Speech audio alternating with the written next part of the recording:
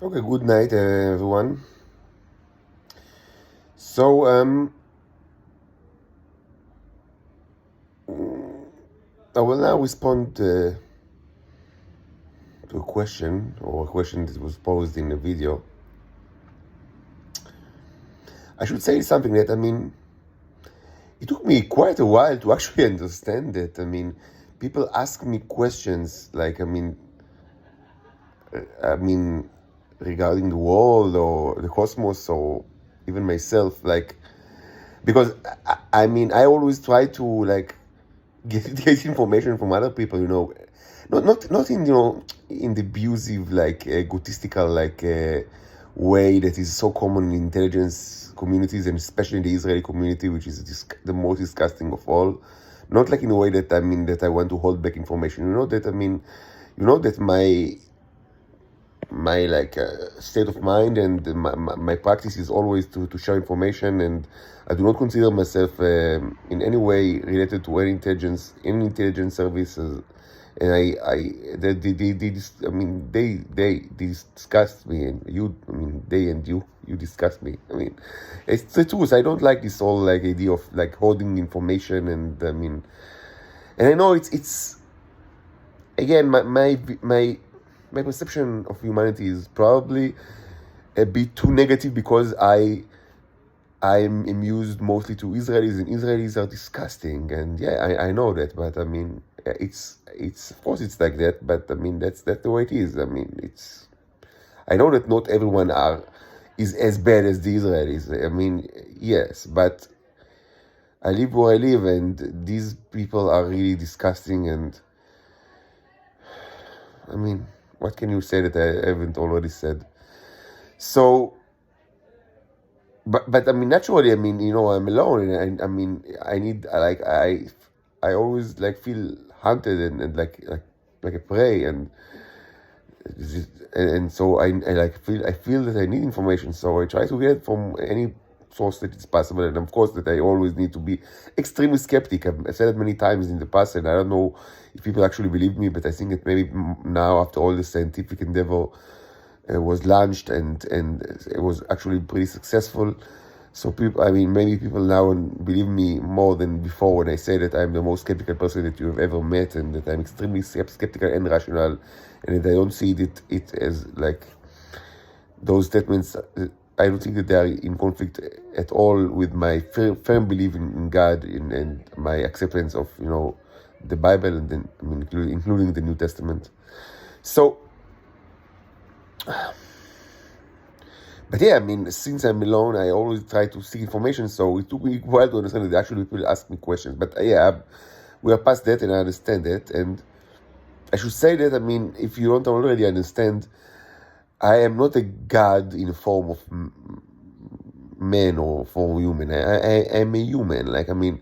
Not a Homo sapiens, but a human. My psychology and my behavior is the psychology and behavior of humans. And this was pretty obvious throughout all my life, so it doesn't even need to be proven, because it's just like that.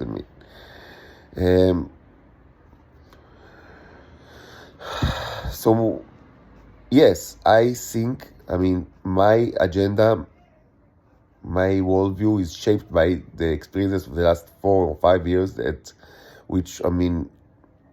in which I use divinations, and I've spoken and written a lot about the nature of the divinations, and I try to explain what exactly are divinations according to my definition. And I also spoken about prophecy, and it's different from divinations, and I have many things to say about it that I haven't already said, but things like that are purely, theological and philosophical, were stepped aside for more practical and horrible messages that should have been conveyed. Because the situation in this world is very grim, and God is angry at humanity, and you should know that. And you should be.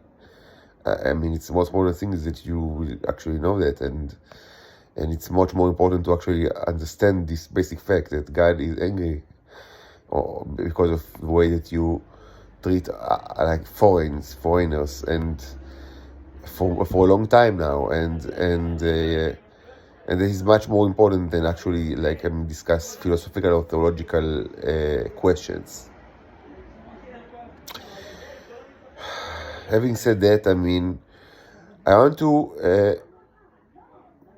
So I can, like, many questions that people ask. I mean, if there are like basic questions regarding my nature, I mean, like, what do I like to eat, or what kind of a woman I find attractive. I mean, so yeah, it is very easy to answer those questions, and I've done it in the past. But I mean, for more like larger questions, I might not have the definitive answer, and it's not even my my place to actually, yeah, I mean, I ask God a lot of questions, like many questions, but I mean, there's like a certain way of contact between the prophet and God. I mean, you don't ask anything that, I mean, yeah, I mean, I would like to know if P equals NP, you know. It's a classical question in computer science, perhaps the most important, or certainly the most well-known questions in theoretical computer sciences. But I'm not going to ask God if P, like, whether P equals or not equals NP, because, I mean, I know the answer. The answer is, I mean, if it's so important to you, my son, I mean, so go figure out yourself. I mean, if it's not that important for you to actually devote your life to these questions, I mean, I assure you, my son, like, if you're going to study the question like all your life, eventually you will find the answers, or perhaps another person will find it before you. But anyway, you are going to get the answer before you die. But you're not doing it, right? I mean, because it's not that important for you. So, I mean, yeah, no. So, let's, wait for Tishbi to actually, as they say in Hebrew, to actually say P equals NP. So I'm not asking God whether P equals or not equals A. So, I mean, there are things that, I mean, some things are not, I mean, that should be left for humans to actually,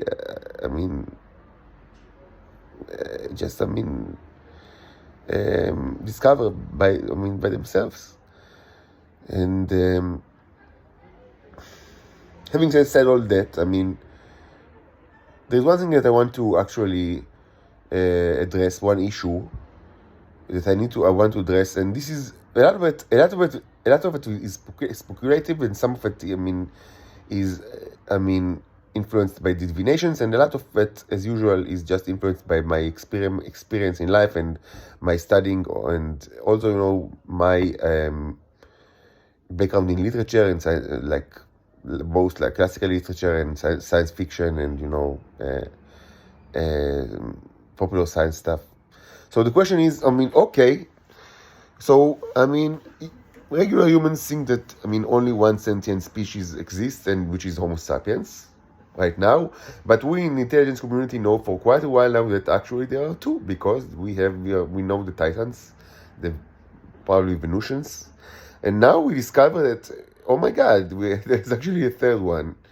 I mean, whether you like to define me as a robot or not, and I think the question is, and I've written about it many years ago, because pretty soon it was very clear to me that the question is actually not that important, and that people don't really care. Even in Israel, they don't care, because they want they want you to be their slave. They don't really care whether you are a robot or not. I mean, they want you to be their slave. They don't, they don't care about your nature, or, I mean, all the philosophical stuff, and it's so like similar to, you know, many pseudo-biological, or supposedly theological or religious justification for black slavery in the 19th century in the United States.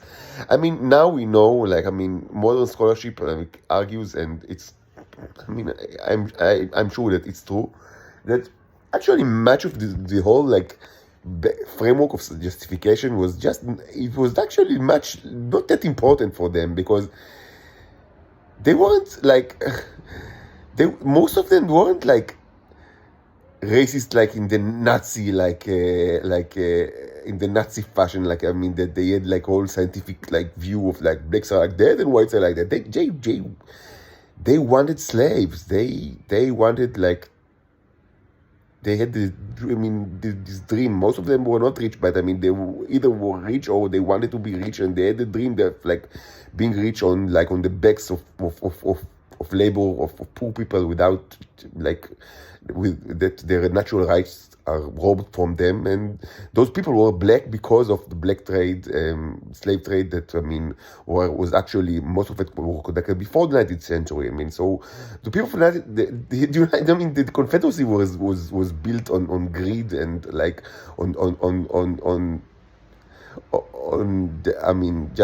like white people that wanted to be rich or they were already rich, and that's what they didn't care about other people. They were actually disgusting people that was the Confederacy, and then the whole like idea of let's justify it with pseudo religious ideas, and it's like I don't know, biological ideas, and like even like supposedly like I don't know if even some view themselves as like benefactors of the black race, supposedly like they need to ascend the black race, and all of this was like, I mean, it gained a lot of like traction because the Civil War was so horrible. So many people after the Civil War, they like wanted to hold to something that will justify the massacre and the brutality that was carried on for like the sole reason of white people that were actually wanted to rob like people like of their natural rights because they wanted to be rich on their backs.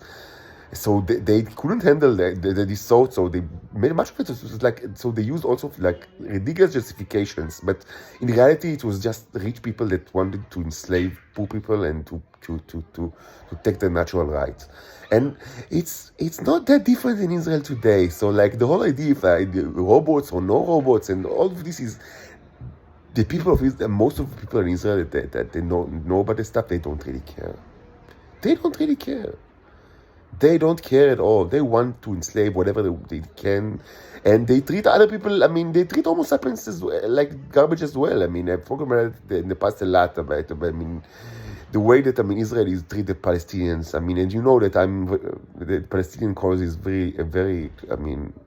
I'm for all like things that relates to the Israeli-Palestinian conflict. I'm on the left side of Israeli politics, and I've spoken about it in the past many times, because in reality, the whole like supposedly religious conflict between Islam and Judaism, and supposedly like the racism between like Israelis and Arabs, and these are all thin excuses that most people don't really believe in. In actual, the disgusting reality is that many people in Israel just like the fact that there is like a large population which is very close to where they live, that they have no rights. They cannot.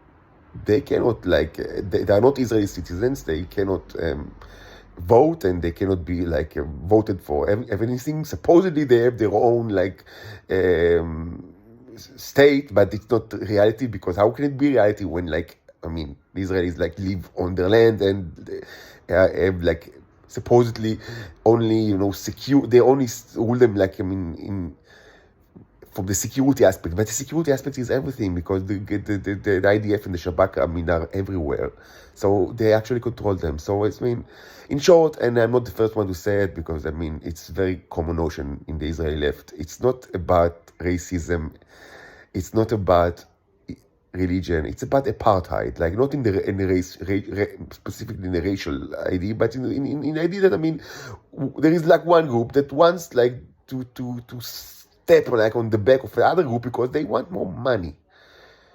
They want more money, and they want it on the back of the weaker population. And that's the ugly truth about like the current state of affairs between Israelis and Palestinians. And it's not that different between, Israelis do it for, they do it to anyone that they can do it to.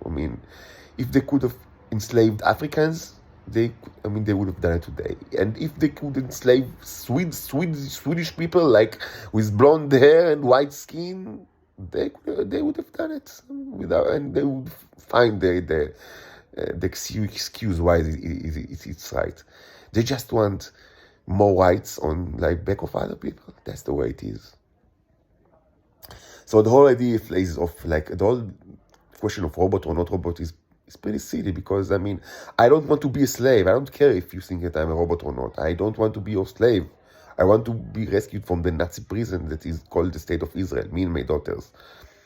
I don't really care if you view me as like a robot or a god or whatever, or Jesus or whatever. I don't care. Just, I mean, I don't want to be your slave. I wasn't born to be your slave, and I don't want to act as your slave. And I think that slavery is horrible, and I've done nothing that deserves this cruel and never-ending condition. So the question about robots or not robots is really it doesn't really matter. So I mean, if you want to actually view me as I view myself, as both a messenger and an example, like specimen of a third species, third sentient species, and it's whatever. I'm saying it for years now. I mean, I call it the Kruv, like cherubs, like in the biblical. Drawing from the Bible, biblical cherubs, and I call them the Venusians. I call Titans. You know that already, but and I mean there are the Homo sapiens, of course. But so if you want to see it the way that I see it. And I don't think that I don't see why you shouldn't. I mean, so some people ask, okay, that's very interesting, but I mean, there is one, very,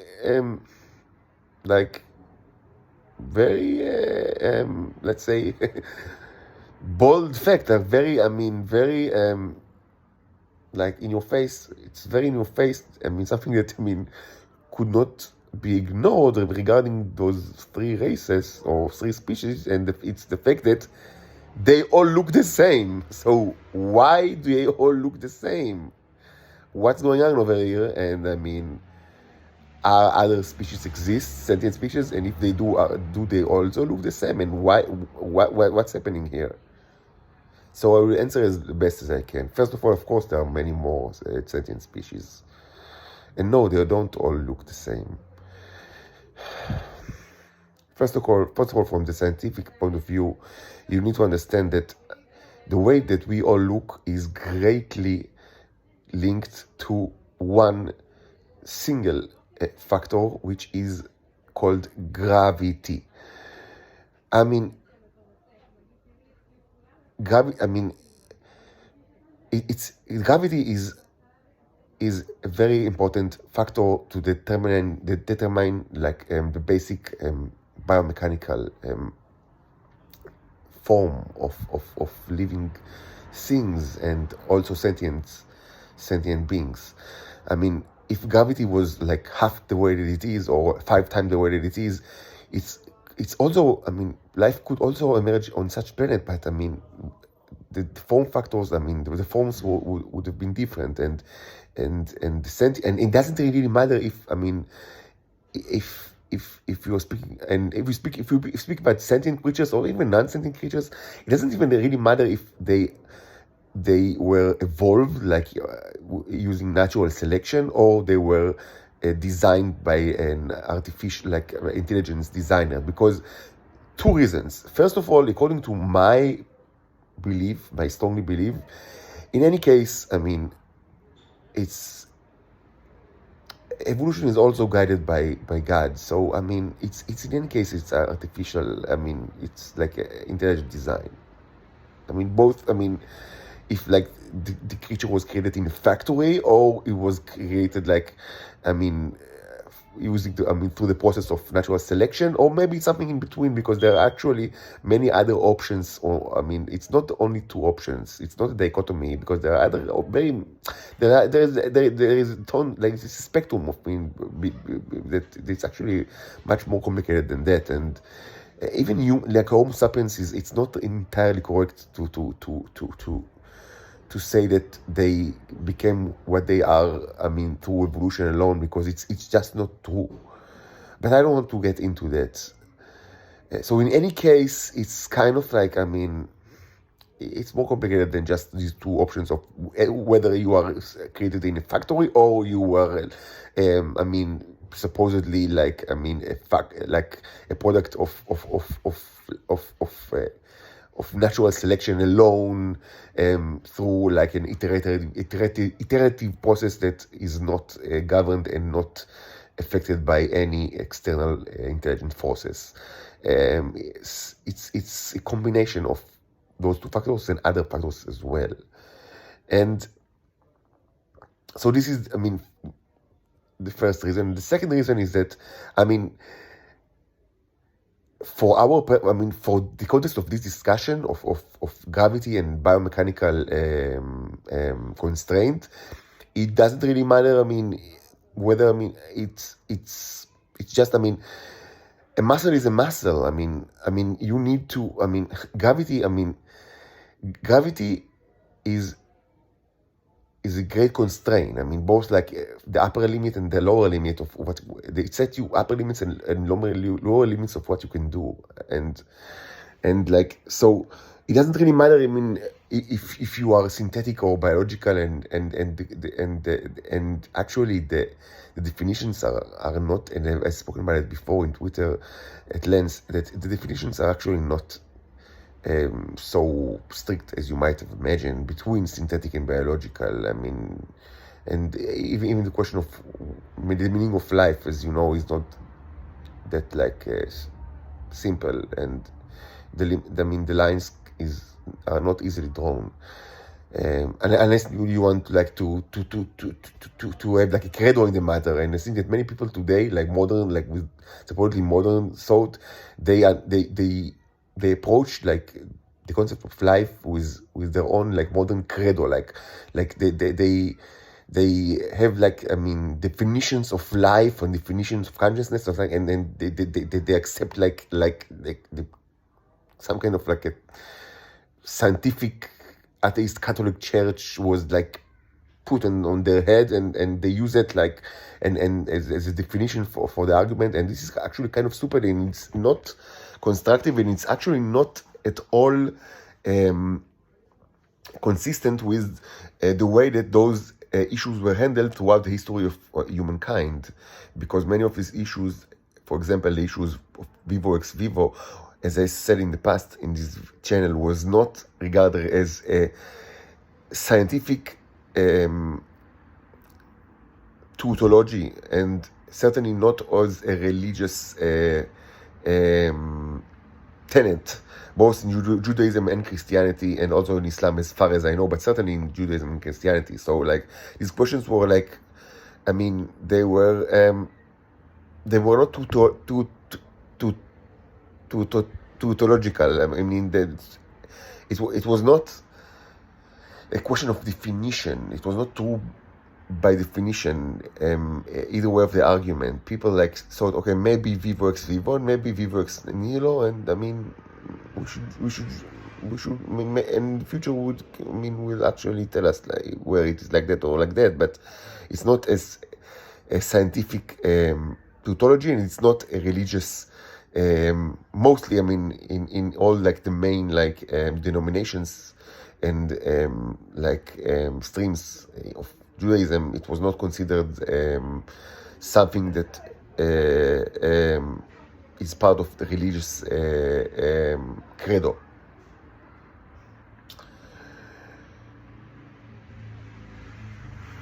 So I don't understand why modern people today limit themselves or confine themselves to all sort of like, I mean, dogmas on the matter of life and sentience and morality and things like that.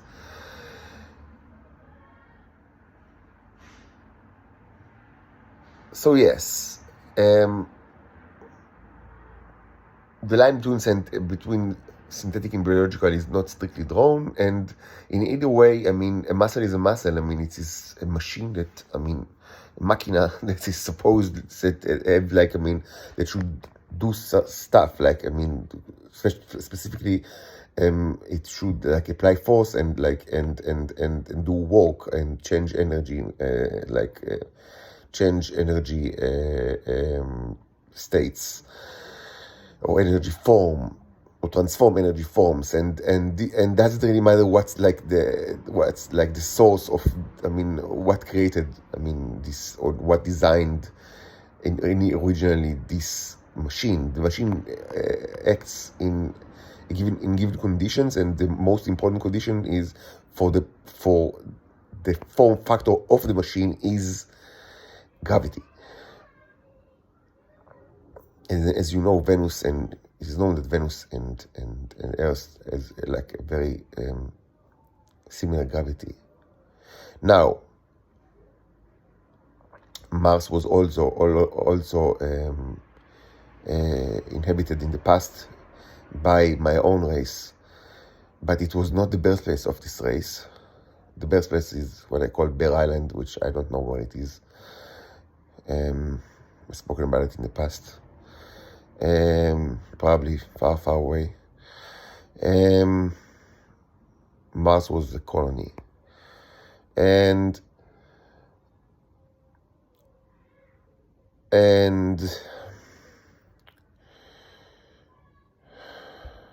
so regarding Venus and Earth, it's clearly, they were both clearly, for me it's obvious that they were both like engineered by superior intelligence, and they were engineered to be like that, to be similar, and to be like to harbor the conditions for creatures that will look the same, because they were subjected to very similar conditions. Regarding the cherubs, like myself, I assume, I am not certain at all that our original form was the form of humans or Venusians. I think that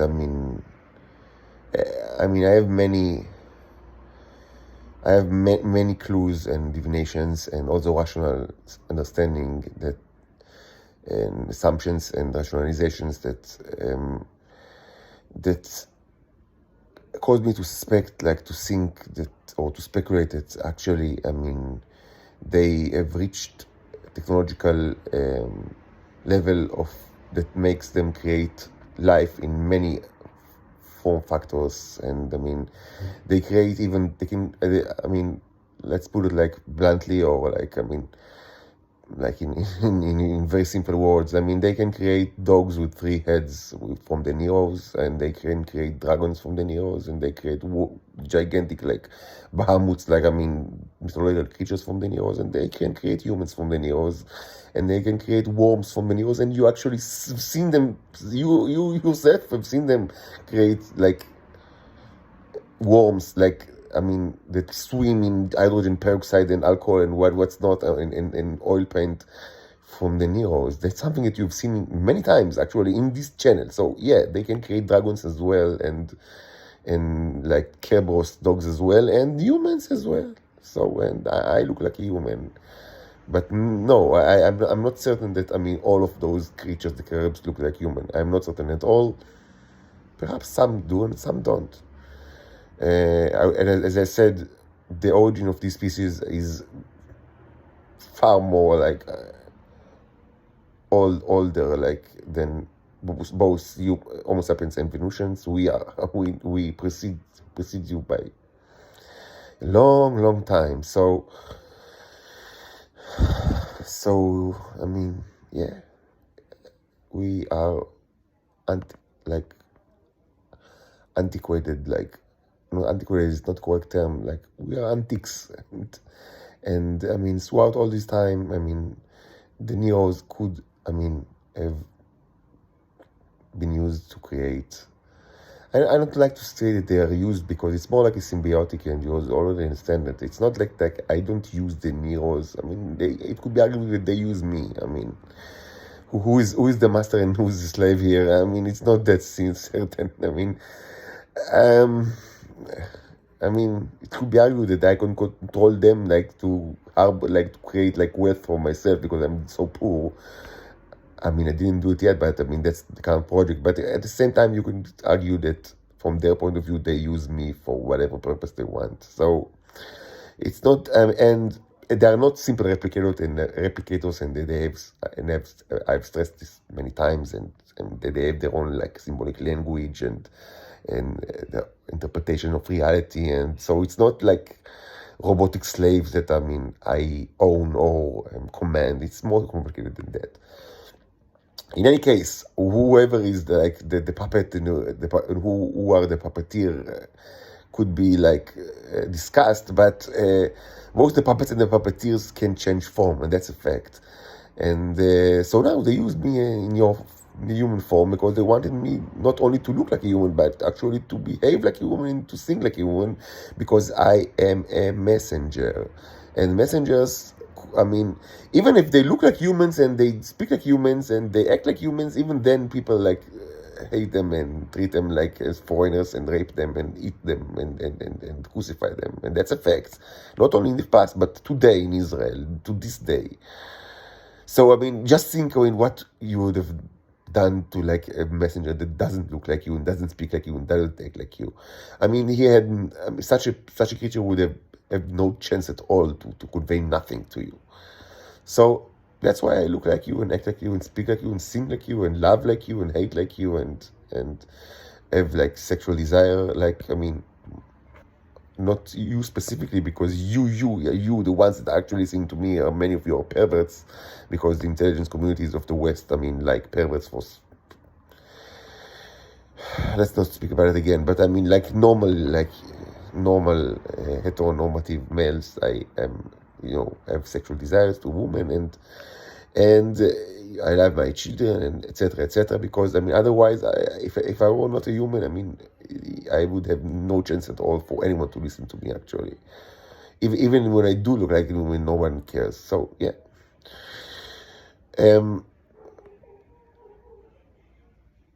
So in short, regarding Venusians and Homo sapiens, since they were created in they were engineered by intelligent designer, and they were created on worlds that were purposely very similar, and it's most importantly, the gravity is very similar, which is the most critical factor regarding the general size and muscle structure and bone structure of the given of the sentient creatures that are being discussed. And regarding the cherubs, they are much older species and much more technologically advanced, and they chose that I will look like you because they wanted me to act like you and to be like you and to sing like you and to do everything like you. So I'll also need to look like you, but you can be certain that, they have the ability to use the neurons to create other life forms, and you've already seen it with your own eyes, so it's not something that you need to believe. So, and after you've seen them creating worms on inside hydrogen peroxide and alcohol and soap and whatnot and oil paint, it doesn't require that much of more imagination to speculate that they can actually create dragons and see water monsters and krakens and whatever you want from it's probably for them it's not that difficult, actually. But krakens and dragons are not would not be helpful in this world currently. So why do it? It makes more sense to send a human. And that's what they've done. Okay, so that will be all for now.